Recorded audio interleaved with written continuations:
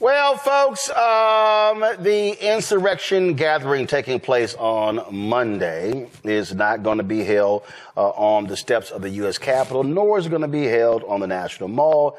That's because temperatures are predicted to be in the 20s, and Donald Trump doesn't want to be shriveled up on that day. I guess he can't afford a coat and gloves and a hat. I remember vividly being out there when Obama was inaugurated, and it was cold as hell in 2009. It's just called layer up. So all the events are happening indoors, and MAGA world, man, they're not happy. Listen to this wine fest. At Capitol One Arena for folks, but nobody's going to be outside now. What's your reaction to that? So we're not going to get to see it in person then. Is that correct? That's right. Well, I don't like it. I mean, we came all the way from Washington, from Oklahoma, and, now we're not going to get to see it. We might as well stay home and watch it on TV. It sucks. Let me rephrase that. It's not good. Yeah, it's actually something that we've been looking forward to for historical purposes, and being a part of it, that's once in a lifetime. Absolutely. We made all the plans, all the arrangements to come up and be a part of this event. And all of a sudden to hear that it's being moved indoors, we're prepared for the weather. It's not a problem. It's kind of like a bummer. It is, yeah. It's not. Cold ain't gonna hurt nobody. And we have farms, and we don't get to.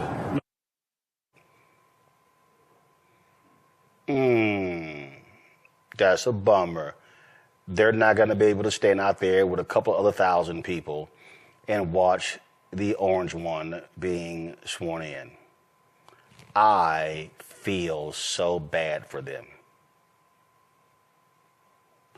Hell no. Absolutely not. Yes, I'm being absolutely petty and will always be that way. Here's the deal. Michael, he knows full well this will be one of the smallest crowds ever. And we know how he lost his mind last time and sent Sean Spicer out there to lie about how this was the largest crowd ever. Dude, go sit your little monkey ass down. Bottom line is, and listen, dude, listen, I can tell you right now, previous inaugurations, the Friday and the weekend of, the city is bustling. D.C. is not bustling right now. It's not. DC is probably trembling because this is afraid of what's about to happen. Now what's interesting, Roland, is Trump said there's an Arctic blast sweeping the country. I don't want to see people hurt or injured in any way. Well, you ain't say that on January 6th when the domestic terrorists stormed the U.S. Capitol and assaulted 140 police officers, and you sat there for 187 minutes and watched it and didn't do anything.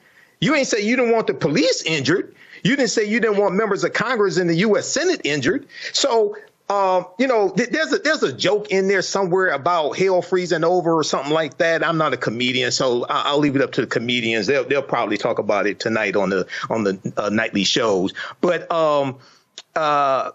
what's interesting is this Arctic blast is also tied to climate change. Donald Trump is a climate change denier. OK, so maybe this is Mother Nature having revenge on Donald Trump some way. And maybe he'll have a frozen moment like Mitch McConnell did also. Well, Morgan, you're the economist, and I think on my iPad. Hotels are 70% booked for the inauguration. That doesn't sound like big of a deal. And all of these poor people, Morgan, some who paid $1,500 a night, $900 a night, they're upset because they're now going to have to watch it on television. Boo-hoo. Well, one of my first reactions to this news was that it could be the tech CEOs who are really in Trump's ear. I mean, the fact that Mark Zuckerberg was planning to attend, Jeff Bezos, these guys don't do cold anymore. They're rising above all the elements with all of their money and private jets. And if they had announced they're going to be at the inauguration, I don't know if they wanted to deal with 20-degree weather. And as we know, this is turning into the billionaire administration for Donald Trump based on some of the early moves. So I think we all need to pay attention to that. Why are the big tech CEOs so invested in the future of Donald Trump? It has a lot to do with the fact that they're all facing lawsuits from the federal government that they want to go away. And they're hoping that through their presence, through their money. They've all donated money to the inauguration in the millions of dollars, that they will escape any sort of accountability based on how they violated the law through their companies over the last several years. So to be determined what this administration ends up doing, but for sure, that's why these big tech guys are so attached to Trump at the moment. Oh, absolutely. And I was texting her earlier, Matt, my buddy, Dr. Ebony Hilton. She's not as petty as I am, but she's close. She tweeted this: "Ooh, the hotel airline data must have alerted that the inauguration was going to be teeny tiny. Couldn't be me."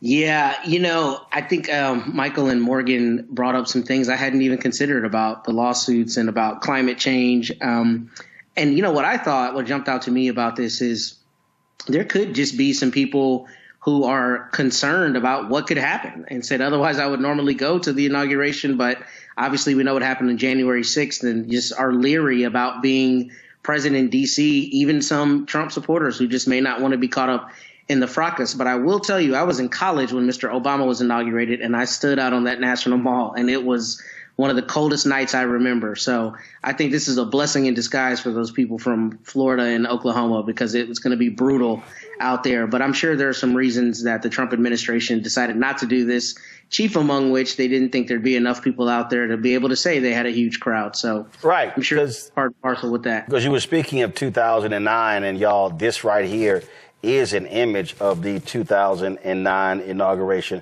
Oh, let me keep going.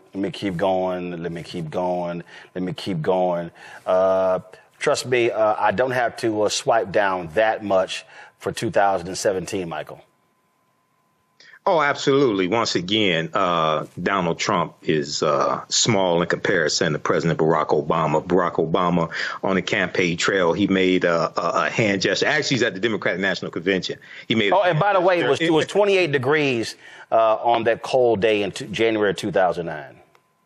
Well, I live in Detroit, so that's a heat wave. Well, it was 28 degrees and sunny. I remember being near the steps when I was with CNN, and we were there, and the bleachers were right next to us. The bleachers blocked the sun. Yo, it was a hell of a lot colder than 28 degrees. It felt more like -5 sitting there. But Michael, go ahead. Yeah. 28 degrees is a heat wave for us in January here in Detroit. But Donald Trump's going to be petty.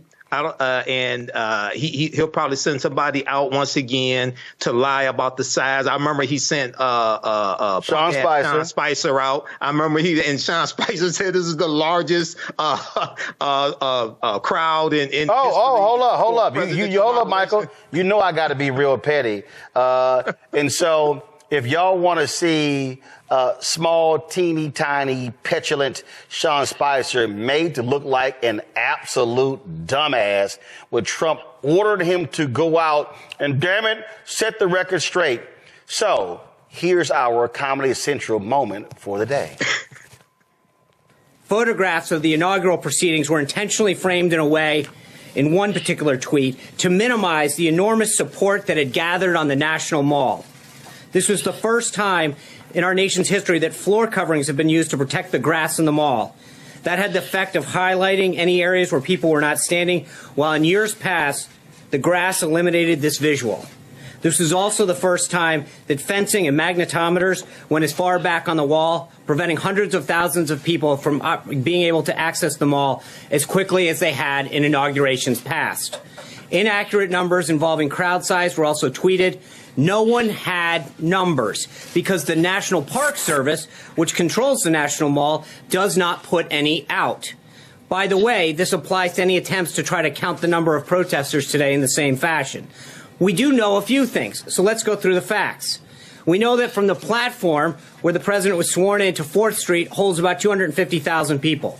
From 4th Street to the media tent is about another 220,000. And from the media tent to the Washington Monument, another 250,000 people. All of this space was full when the president took the oath of office, We know that 420,000 people used the D.C. Metro public transit yesterday, which actually compares to 317,000 that used it for President Obama's last inaugural.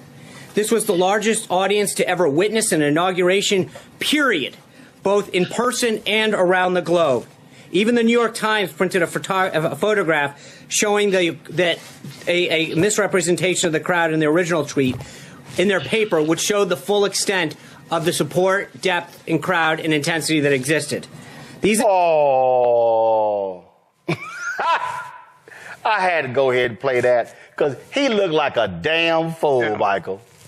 And the presidency, Trump's administration went downhill from there. It was one chaos after another.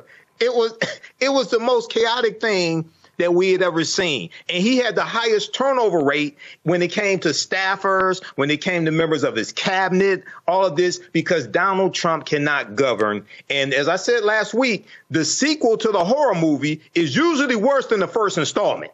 And we're about to see the horror movie start on January 20th at noon.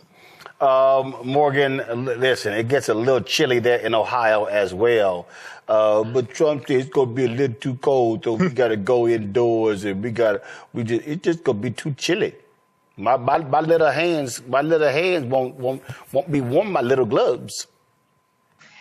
Yeah, I mean, we definitely know how to deal with cold, and I too was out there during the Obama inauguration, so knew what it was to face the elements. But yeah, I mean, and I'll also be watching just the content. I mean, I know it's there's a lot of chaos going on, but I do think these early hours even of this administration are going to be interesting in just what types of things he's signaling. What types of policies that he's putting forth. I agree with Michael. There's a lot of chaos in that first administration, but it does also seem like there's a different set of players in the mix this time, and certainly other new folks who are advising him in the White House. And so it'll be interesting to see. Again, I think these first few hours and days are going to be really indicative of just the whole tone of the next couple of years. And Matt, don't be trying to call me just petty. Here is Minnesota Governor Tim Walz and commenting, quote tweeting the Associated Press story about everything being moved indoors. He goes, "There's no such thing as bad weather." He said, "Just bad clothing." Well, I'll tell you, one of the bad things they had at that Obama inauguration was only like 4 porta potties. That's what I remember. Like, man, you got all these people out here. But in any event, as Kev on stage would say, Trump and his people are an unserious people. And it's really kind of sad if you think about it, that you would have the press secretary out there talking about the size of an inauguration. Like, this is a new administration. There are far more pressing matters. There are global matters that need to be handled and economic matters. And you're out here talking about the National Park Service and whether they keep data so you can substantiate what number of people came or didn't come. I mean, that is a very unserious thing to be worried about. And I think that's something that's permeated our politics these days, where we've allowed our politicians to start focusing on things that don't matter. But I'm hoping that Morgan is right, and we'll start to see very early, starting with the inauguration, how this administration is going to handle things. But I'm concerned, to Michael's earlier point, that it is going to start being chaos. And frankly, I think it's going to be more than chaos. First part, not started, it's already started.